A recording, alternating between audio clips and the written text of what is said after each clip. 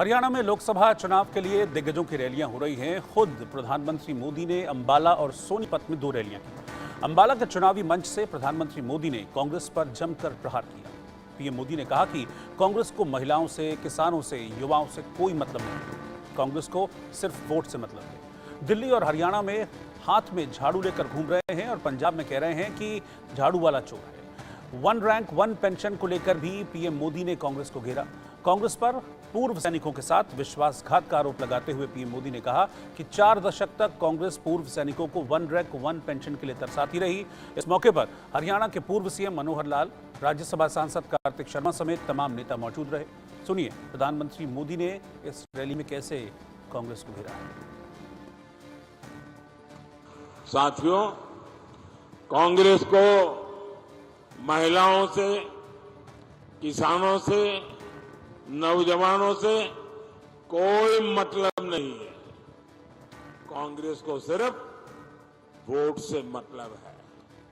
अब बताइए, दिल्ली और हरियाणा में हाथ में झाड़ू लेकर घूम रहे हैं और पंजाब में कह रहे हैं झाड़ू वाला चोर है। अब इन्होंने हरियाणा वालों को समझ क्या रखा है?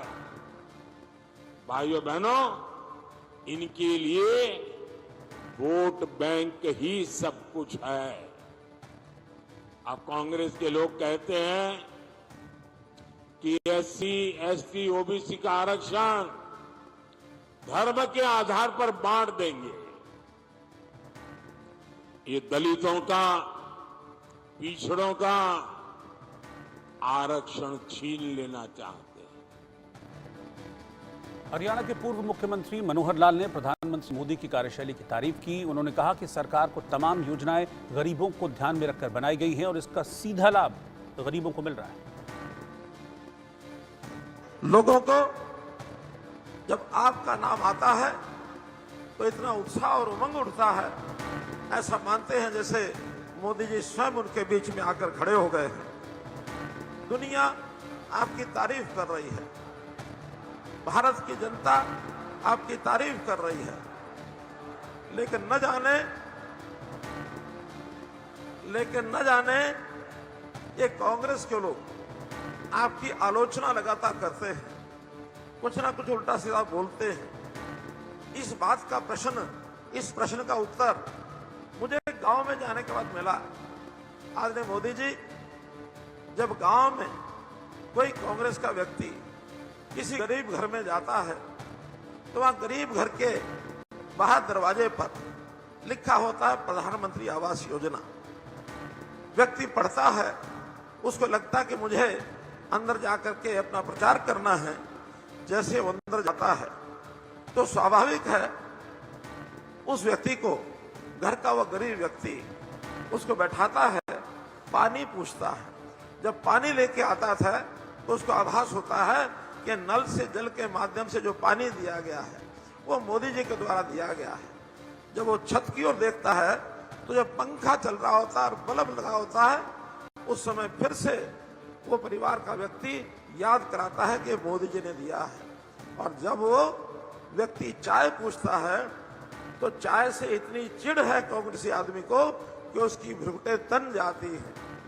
और जो व्यक्ति देखता है कि कोई बीमार एक आदमी घर में, उसका हालचाल पूछ लो, वो बीमार व्यक्ति कहता है कि मेरा इलाज अस्पताल में हुआ, कोई पैसा नहीं लगा और ये मोदी जी का जो आयुष्मान कार्ड है उसका लाभ मुझे हुआ है। राज्यसभा सांसद कार्तिक शर्मा ने प्रधानमंत्री मोदी की तारीफ की। उन्होंने कहा कि पीएम मोदी के मार्गदर्शन में देश तेजी से विकास के पथ पर आगे बढ़ रहा है। पीएम मोदी की योजनाओं का लाभ सीधे लाभार्थियों को मिल रहा है।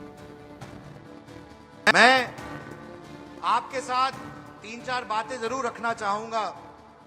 मुझे जिस तरीके का काम माननीय प्रधानमंत्री जी ने देश में किया है पिछले 10 साल के अंदर, जो अमूलचूल परिवर्तन लाने का काम किया है, चाहे वो देश के नवनिर्माण की बात हो, चाहे वो दुनिया का सबसे बड़ा जो मेडिकल सिक्योरिटी प्रोग्राम यानी कि आयुष्मान भारत की बात करें, या जो हमारी बहनों के लिए उन्होंने उज्ज्वला योजना शुरू करने की बात करें, या जो अनेकों अलग अलग जगहों पे स्कीम शुरू की है, डायरेक्ट बेनिफिट ट्रांसफर, जो कि दुनिया की सबसे बड़ी डिजिटल इकोनॉमी बनाने का काम किया, ताकि बिचौलियों को खत्म किया जा सके और सीधे लाभार्थियों के खाते में पैसे जा सके।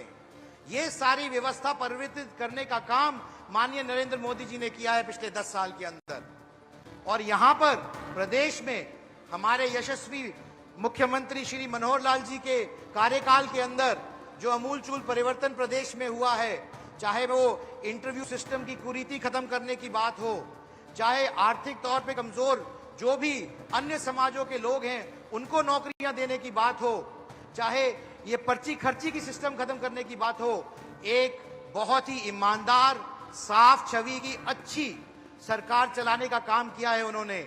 मैं आपसे आज मंच से सिर्फ ये निवेदन करना चाहता हूं कि हमारे पास ऐसे यशस्वी नेता हैं श्री नरेंद्र मोदी जी जैसे, जिन्होंने भारत की संज्ञा दुनिया में बदलने का काम किया है।